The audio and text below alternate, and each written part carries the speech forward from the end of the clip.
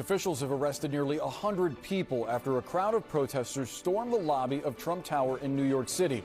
They're demanding the release of Mahmoud Khalil, a Palestinian activist, a graduate student at at Columbia University. He is at risk of being deported after he helped lead protests against the war in Gaza at the university last year. Homeland Security officials have accused Khalil of being a Hamas sympathizer. Let's go right now outside live at Trump Tower with CNN's Omar Jimenez, who is on the scene. Omar, give us the latest.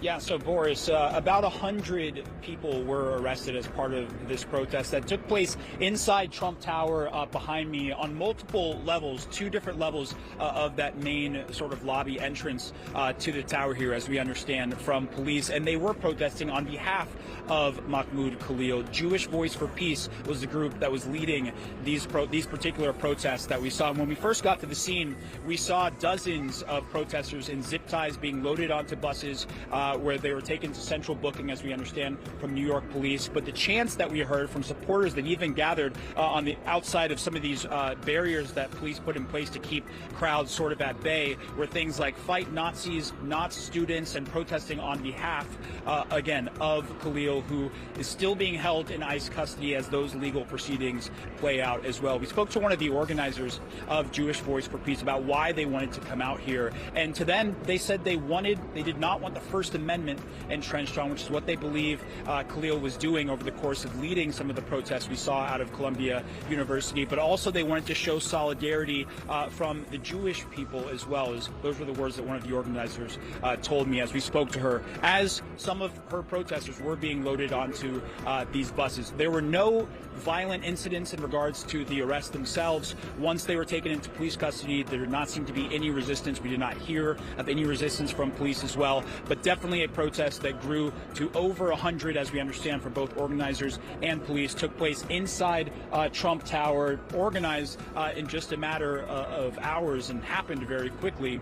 As we understand from a law enforcement source, the protesters initially walked into the building with jackets on, and then when they undid their jackets, it revealed the red shirts that represented the Jewish Voice for Peace. But again, a protest that resulted in about 100 arrests, no serious charges expected outside of things like trespassing of that nature. But again, a moment where organizers tell us they wanted their voices to be heard in support of Mahmoud Khalil.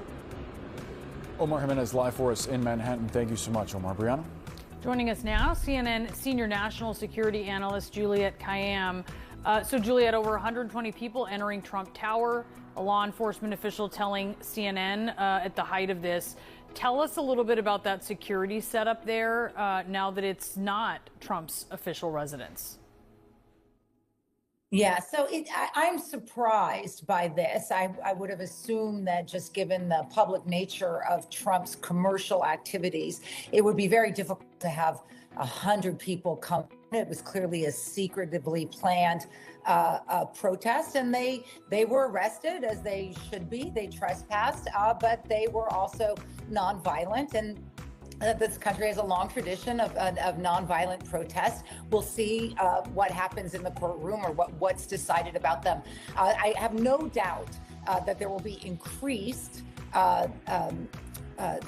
surveillance and security around Trump's commercial entities. And this is the interesting thing about Trump, without getting into whether he should or shouldn't do it.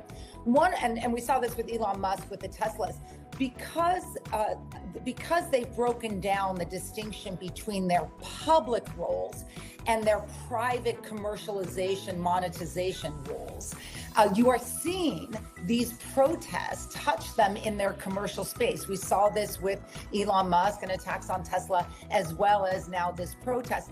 Donald Trump cannot close down Trump Tower. It's a commercial space. It's a residential space. And so they are sort of dealing with, I think, in some ways, the consequences of that merger of monetization and policy and the First Amendment.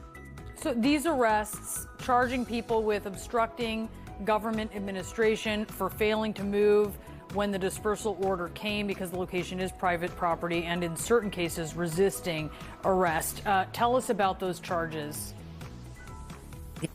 So those charges will, I mean, it's going to depend on each individual and what they did at the moment. So there's recordings, there's going to be police reports. Do they have past criminal activity? For some of these people, it may be a fine, community service, a guilty plea, and nothing much happens. I have no doubt Donald Trump will ratchet it up, at least publicly, in of his criticism of this kind of activity.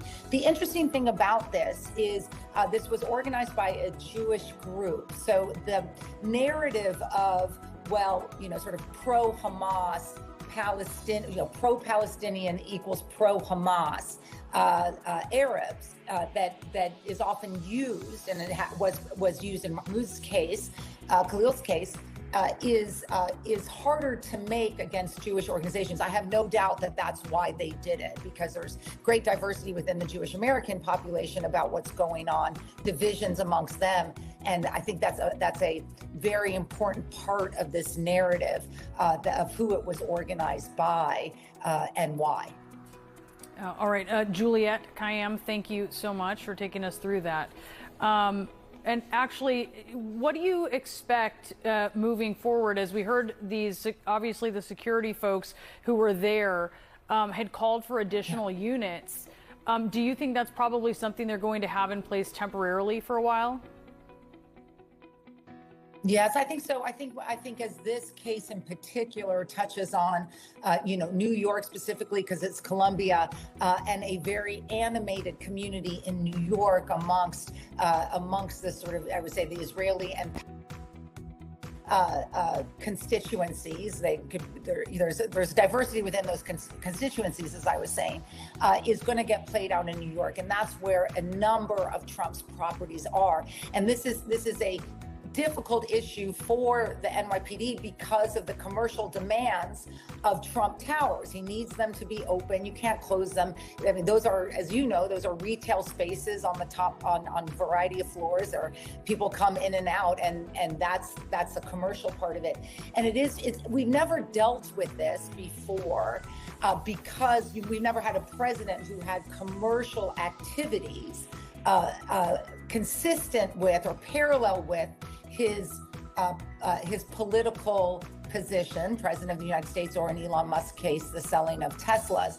That merger is a challenge for public safety because commercialization is open. You can't close it down, but we do need to protect people within the towers and protect the rights of those who want to go into these places or buy a Tesla or whatever else. And I think we're not quite built for that. I think there'll be more aggressive security by the NYPD around Trump properties. But just to take a step back, there's a long tradition of protests. There's a long tradition of arrest and trespass around that. It sounds like that's what happened. We're not hearing about violence. We're not hearing about terrorism. This is not, burning cars or looting or anything. This is a First Amendment activity that was a trespass. There should be a punishment that will be determined on a case-by-case basis.